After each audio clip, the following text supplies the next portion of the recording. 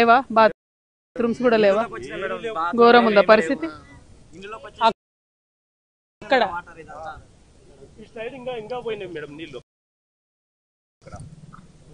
ఈ లోపలికా?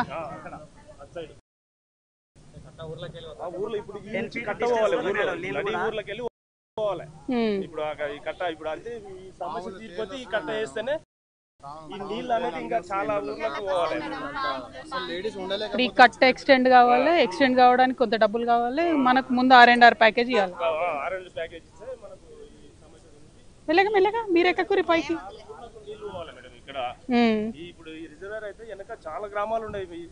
దీని మీద ఆధారపడి మన పొలాలు ఎప్పుడో పోయినాయట కదా ఇళ్ళని. అంటే మన పొలం ఇది మొత్తం, మొత్తం అంతా మన పొలం. అంతే, చాలా తక్కువ వచ్చింది. చాలా ఉన్నాయి మేడం. ఇప్పటి వరకు R&R ఉన్నది కాబట్టి 20 ఏళ్ల నుంచి ఊరికి ఏ ఒక ఫండ్స్ వచ్చినా R&R ఉంది అని చెప్పేసి ఏది ఇయర్ ఇక రేషన్ షాప్, గీషన్ షాప్ అట్లా ఏమైనా ఉంటుంది ఉందా? అంగన్వాడీ ఉందా? అంతే కదా, అసలు ఏది కొట్టిన ఏది చేయని మైనర్ పిల్లలు చిన్నగా ఉన్నారు కదా. ఇప్పుడు మా ఇంట్లో మేము ఇద్దరం ఉన్నాము, ఒకే ఇల్లు ఉంది. ఇద్దరికి పెళ్లిళ్ళని పిల్లలని ఒకే ఇంట్లో ఉండడానికి చాలా మంది ఇబ్బంది అయ్యి వేరే దగ్గర కిరాయిలకు ఉండి ఇబ్బందులు పడుతున్నారు. ఒక్కరొక్కరు చెప్పండి, ఇప్పుడు చెప్పండి. ఎన్ని నుంచి ఆల్రెడీ మన బీఆర్ఎస్ గవర్నమెంట్ ఉన్నప్పుడు చెప్పాము, అప్పుడు చేసామని చెప్పారు. 110 ఎకరాలు ఇస్తే రోడ్ నుంచి ఇచ్చారు. ఆ రోడ్ నుంచి ఇచ్చేస్తే కూడా మా కొంతమంది నాయకులు చేసి రోడ్ నుంచి కట్ చేసి 200 మీటర్స్ అతల నుంచి మళ్ళీ ఏడమైనా మాకు అన్యాయం జరిగింది. కానేపల్లి ఎటు దిక్కిచ్చిరు అవి భూములు? ఫస్ట్ రోడ్కి ఇచ్చిన సంతోషపడ్డా. తర్వాత అది ప్రైవేట్ వాళ్ళు చేసుకున్నారు. 1 కిలోమీటర్ లోపలికి పోయింది. విపరీతమైన దాన్ని కూడా అడ్జస్ట్ అయినా మేడం, మా ఊరిని లేపాలి. కానీ ఇంకా ఇస్తలేరు, అంతే ఇస్తలేరు. తొందరగా ఇవ్వాలి, త్వరగా. 18 ఏళ్ళ సంవత్సరాలు ఇక్కడ ఎక్కడ టైం ఉంటే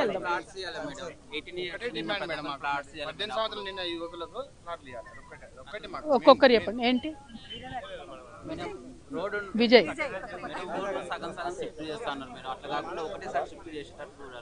అర్థం కాలే, మళ్ళీ చెప్పు గట్టిగా. బండుపౌ డిషన్ లో ఉంది మేడం, బండుపౌ డిషన్ అని ఉంది. ఊరు ఫిల్అప్ లెవెల్ వాటర్ వస్తే ఎంత వరకు అవుతాయి ఆడి వరకు, అట్లా కాకుండా మొత్తం ఒకేసారి షిఫ్ట్ చేయాలి. కన్నతల్లికి అందరూ కలిసి మెలిసి అప్పుడు R&R ప్యాకేజ్ అంటే అదే విధంగా వచ్చింది. దాని గురించి అడుగుతున్నారు. ఊరంతా ఒకటేసారి లేవు. అది కూడా లెవెలింగ్ కూడా మనం ఒక మట్టి కొట్టిస్తాం, ఒక 2 కోట్లు ఇచ్చి దాన్ని కూడా ఎమ్మెల్యే సార్ చెప్పింది మొన్నటి కూడా. అది ఇంతవరకు కూడా అది కూడా చేయలేదు. మొత్తం అప్ డౌన్ ఉన్నాయి మొత్తం. మనము మల్లన్న సాగర్ లో ఎట్లా ఉందో చూసుకొని అట్లా ఇయ్యమని అడుగుదాం. నీట్ గా లెవెల్ చేసి ఇల్లు కట్టిమని అడుగుదాము అని నేను అనుకుంటున్నా. మీ అందరికీ అంతే కదా? మల్లన్న సాగర్ లో ఎట్లా ఇస్తున్నారో మాకు బెనిఫిట్స్ కూడా అట్లా ఇస్తే మేము వెళ్ళిపోతాం. కేటగిరీ వైజ్ గా అన్నట్టు చెప్పిండ్రు. ఏం కేటగిరీ? అక్కడ అంటే వీళ్ళు ఒక క్యాష్ వాళ్ళు ఇట్లా ఉండాలి, అట్లా కాకుండా మేడం ఒకటే దగ్గర ఇస్తే ఒక్కొక్కరికి ఒక లాక్ ఉంటాయి కదా మేము ప్లేస్. ఒక దగ్గర రాళ్ళు ఉంటాయి, ఇట్లా ఉంటాయి, చెట్లు ఉంటాయి, ఇబ్బంది అవుతాయి కదా మేము. ఈక్వల్ గా చేసిస్తా, నీట్ గా చేసిస్తా అయిపోతుంది. అదే మెయిన్ గా లెవెలింగ్ చేసి నీట్ గా చేసి ఇవ్వాలి అన్నది. ఊరి మీద కూడా చాలా మంది ఆశ పెట్టుకొని కూడా కోరికలు తీర కూడా చనిపోతున్నారు. ఊర్లేస్తే మేము ఎట్లా ఉంటాం అది అని కనీసం. ఇంకా ఏంది పెద్ద మనిషి చెప్పండి, ఏమని మీరే ఏమంటారు?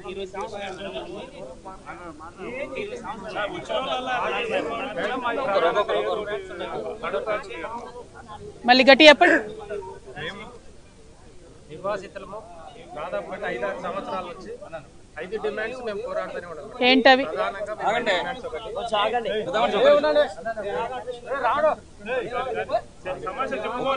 ఒక్కొక్కరు చెప్పదు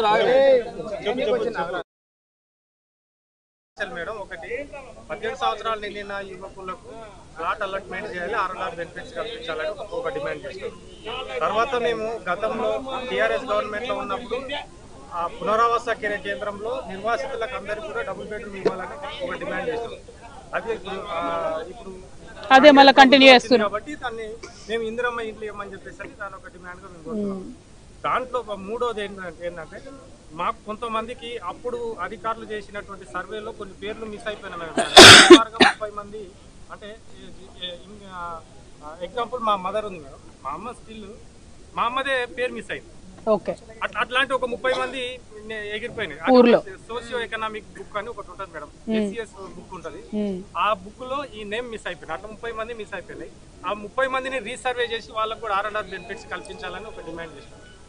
దాంతో పాటు ఒక 95 మంది 195 మెంబర్స్ వాళ్ళందరూ కూడా ఊర్లో లేరు, వీళ్ళు ఊరు వాళ్ళు కారు అని చెప్పేసి అని వాళ్ళను అదర్ వాళ్ళు అని చెప్పేసి అని వాళ్ళకు ఒక షిఫ్టింగ్ ఛార్జెస్ ఓన్లీ 5000 మాత్రమే వాళ్ళకి కలెక్ట్ చేసింది.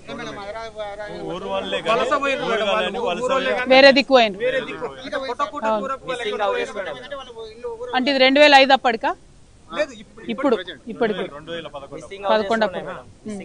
వాళ్ళు కూడా ఒక 95 మెంబర్స్ ఇండ్లు ఉన్నాయి కానీ వాళ్ళు కొంతమంది బయట బతుకుతున్న వాళ్ళు కొంతమంది ఉన్నారు. ఓకే, వాళ్ళని కూడా మేము తీసుకోవాలి, వాళ్ళని కూడా రీసర్వ్ చేసి వాళ్ళకు కూడా R&R బెనిఫిట్ కల్పించాలని అన్నాం. తర్వాత మేము ఇంకొకటి ఏంటంటే ఈ 123 జీవో ఏదైతే ఉందో అప్పుడు గతంలో 98 జీవో మాకు ఇంప్లిమెంట్ చేసిండు. ప్రజెంట్ ఆ జీవోలు ఉన్నటువంటి అనౌన్స్మెంట్ అంటే ఆ జీవోలు ఉన్నటువంటి రేటు మాకు సరిపోవట్లేదు.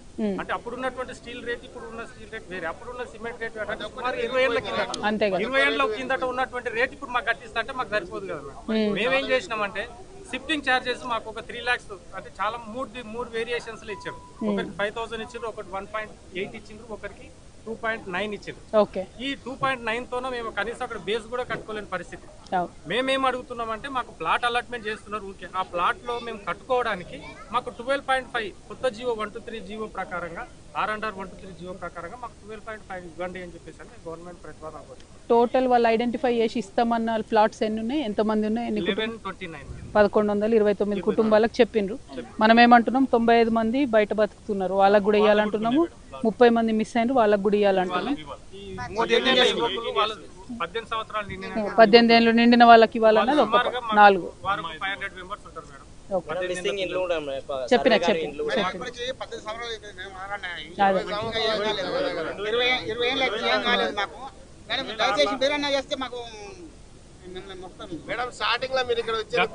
బతుకమ్మ ఆడుకోవడానికి ఇక్కడేనా లేకుండేనా కింద ఆడిన వారు?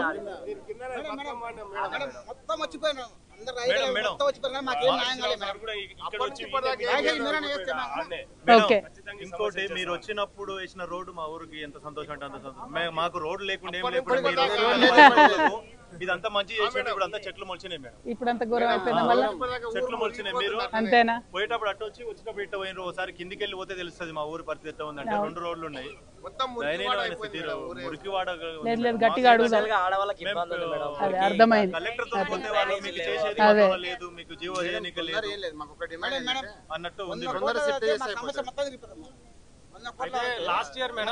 అంటే నేను అధికారంలో లేను మీకు తెలుసు కదా. అదే కొట్లాడేదే ఉంది, 100 కోట్లు అయితే అడిగేదే ఉందిలే కానీ.